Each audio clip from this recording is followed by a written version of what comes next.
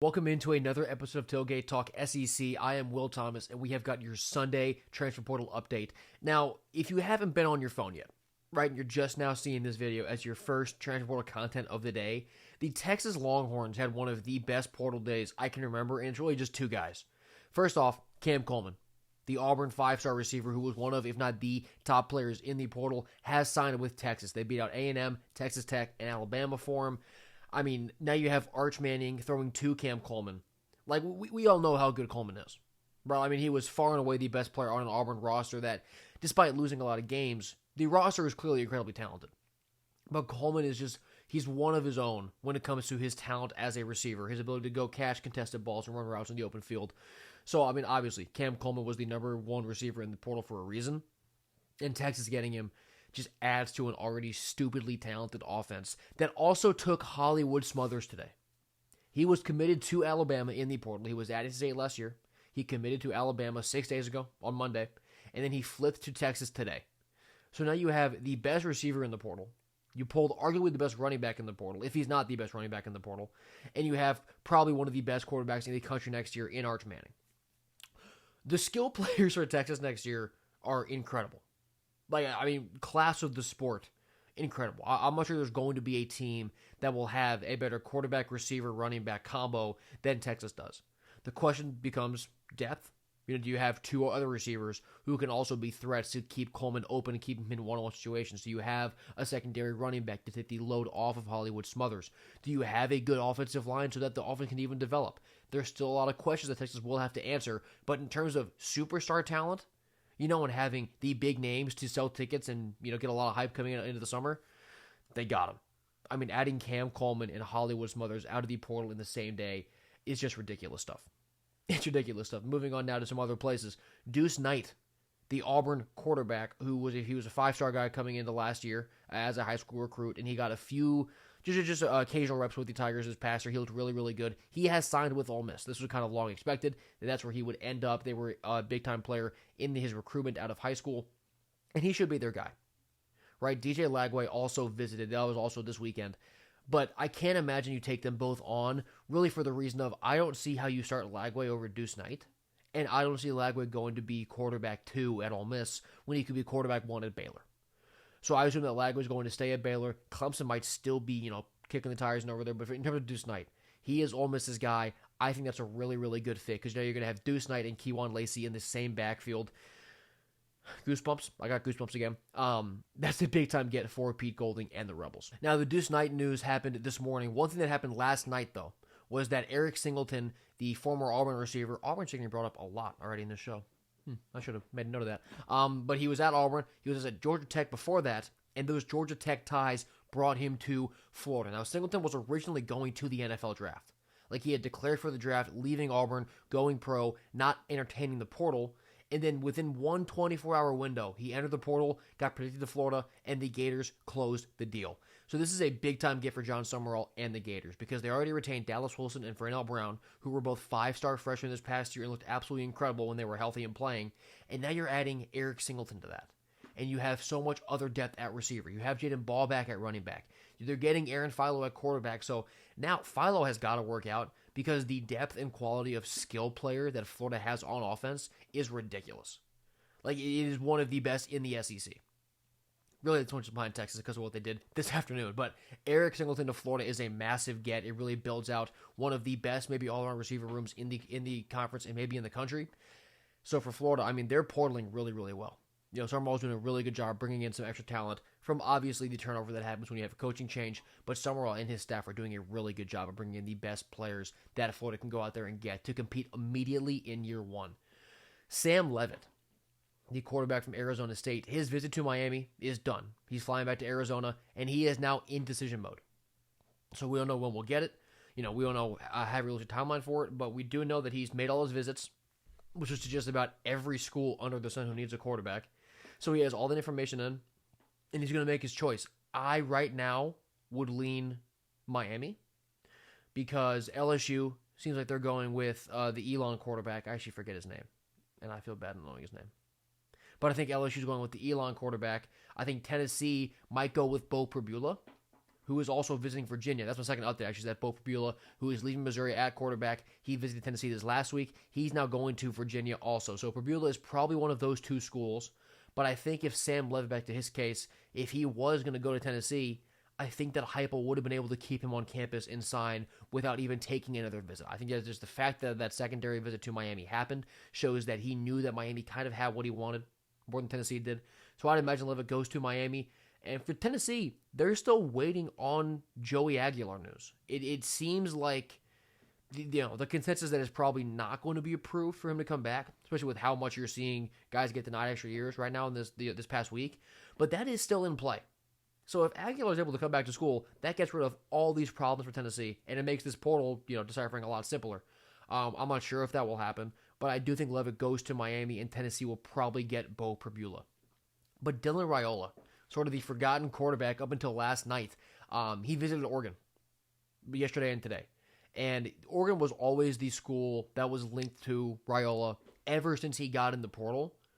But there was always the issue of Dante Moore. Like, is he still going to be there? Is he going to go to the draft, or is he going to stay? But now the reports are coming out that regardless of what Dante Moore does, like, that won't really impact Raiola's choice. Like, he would, if that's how the dominoes fell, go to Oregon and sit behind Dante Moore next year and then be the Ducks guy in 2027. Which I think is actually a pretty good move for Raiola to do that.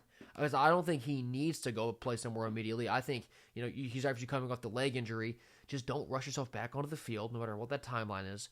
Learn from Dante Moore. Have a year, in Oregon's system, just sitting there, getting to learn, getting to get better, getting to improve, and then come out in 2027 scorching hot. So we'll see what Dante Moore does, but I think the best thing for Raiola and really for Oregon in the future is for Moore to play next year with Raiola behind him, and then you get Dylan Raiola in 2027 for the Ducks. Let's talk about two Texas guys who are on their way out from Austin instead of the superstars going in. C.J. Baxter, one of the running backs from last year, he is going to Kentucky. Will Stein gets his running back, and the Wildcats really are making some good noise in the portal. They're not getting any of those superstars, right, like we thought they were in the mix for Sam Leavitt at the beginning of the week, but that didn't really pan out. But Kentucky is getting their guys, right? They're getting players that, when all put together, they can compete decently well in the SEC. We know how good C.J. Baxter can be when he's healthy, and we know how good Will Stein is at just designing an offense, and he has Kenny Minchie at quarterback now. So Will Stein in that Kentucky offense should be pretty good, and they are accumulating talent at a very good rate.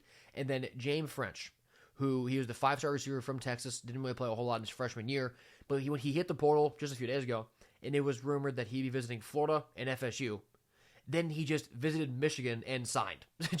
So French is going to Michigan. Kyle Whittingham made the phone call, and he's getting French to Ann Arbor. I think it's great for Michigan, obviously, right? Getting a 5-star receiver talent in there for Bryce Underwood to help him give him a target to throw to, really develop that passing game that really just wasn't there at all last season. Even though it's not where we thought French was going to go when he first hit the portal, I think it's a really good decision for both sides. I think both sides win here. Michigan gets an elite pass catcher, and French gets to be the number one guy in a system that, in theory, throws the ball a decent bit. It's still Michigan.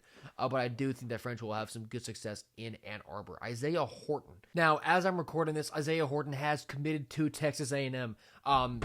If there was a cut there, it's because I had it that he was predicted to A&M. But then as I was editing, he's committed. So the Aggies do officially land Isaiah Horton. He's your outside X-receiver, big body, jump ball kind of guy who's going to complement Mario Craver really, really well because Craver's that a little smaller, more of the speedster. Horton can be more of the go up and get it kind of guy. So this is a great get for Mike Elko. I think it's very complimentary for that offense, and it really does fix a gap that they were going to have if they didn't land a guy like Isaiah Horton. So Horton goes from Bama to College Station in a big-time get for the Aggies. Bryson Washington, the Baylor running back who over the last 2 years has accumulated over 1,800 yards and 20 scores. He's transferring to Auburn. Alex Golesh actually brought in a transfer, not from USF, if you can believe it. But jokes aside, Bryson Washington is a really good player. If you cut the tape, he's incredibly athletic, he's incredibly quick, he's shifty. He's also pretty violent. He's pretty physical. So he's a good ad for Auburn. I like him and Byron Brown in the backfield together a whole lot. And then Huson Longstreet. I actually don't know if I'm saying his first name correctly. But he is the USC transfer who was a 5-star guy coming out of high school, and he visited LSU. So Lane Kiffin is in on the Longstreet sweepstakes here. I would expect him to not end up at LSU, but with the desperation that Kiffin's probably feeling for a quarterback, it was not the most far-fetched thing to assume that he could offer him a lot more money than he's worth and just get him in the building. And just be able to, if nothing else, just pitch to your fans like, look, I got a 5-star guy.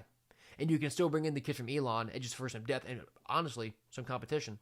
But I would not be shocked if LSU makes a massive offer to Longstreet, and if he says yes. But if you ask me to predict right now, I would say Longstreet ends up somewhere else. Kelby Collins, he is a Bama defensive lineman, and he is going to South Carolina. This is big because Dylan Stewart needs help. Like, he's an incredible player. We saw that his freshman year, and we still saw flashes of it this year. But it was obvious that without any other threats on that D-line and blockers being able to just focus on him, it's just not nearly as good, which makes sense. Like, I mean, that's just what happens to human beings. So you're getting Kelby Collins to help with that. They're also getting his brother Drew Collins from Arkansas State. So you've got two Collins-I coming to help on the defensive line for Dylan Stewart. It's a good get for Shane Beamer and the Gamecocks to help beef up those trenches and try and establish more of a pass rush next year like they had 2 seasons ago. Boo Carter, the Tennessee safety who had a lot of off-the-field issues, he had been visiting Vandy, and there was smoke that he was going to end up a Commodore. And then he was all of a sudden in Boulder, Colorado, and now he's signed. So Boo Carter is playing for Dion out in Boulder. The SEC DB moves out to the Big 12. It's not a bad move. I don't think it's a bad move at all because his PR wasn't really that great this year. And, you know, Colorado, they have some decent coverage. It's not the same coverage as if he was at Vanderbilt or another SEC school. So he can kind of go back to Colorado, get himself back on track. This is a good move for both schools, I think. Vandrevius Jacobs, the South Carolina receiver, he is going to Miami. The fact that Miami is getting receiver commits out of the portal, like, they know who their quarterback is going to be. And they just had Sam Levitt in the building, right? And they're not really in on anybody else high profile. So I think that Jacobs' commitment, first off for Miami, it gives them more depth at receiver. And I am a fan of what Vandrevius Jacobs can do with the ball in his hands. But I think it's also an indicator that they are confident in who their quarterback is going to be. And in this case, I do believe it's Sam Levitt. And the last guy we have here is Raheem Biles. He was the Pitt linebacker who was all ACC. He had 2 pick sixes, over 100 tackles last year. Texas got another one. Texas got arguably the best linebacker in the portal as well in Raheem Biles. They're just, you know, you have to. It's hard to replace the guys that they had in their front 7 who are leaving. Rasheem Biles is pretty good though. He's a pretty good replacement for those linebackers. So Biles is going to fit right in. He'll have immediate playing time, and that production is incredibly proven. That's what we got. That is what we got for this Sunday update. If you have been enjoying this transfer portal coverage, or this is your first time and you want some more of it, subscribe to me right here. I'm doing long-form videos and shorts every single day, keeping you guys up to date with the latest transfer portal information. So thank you guys so much for watching this episode of Tailgate Talk SEC. I've been Will Thomas, and I will see you next time.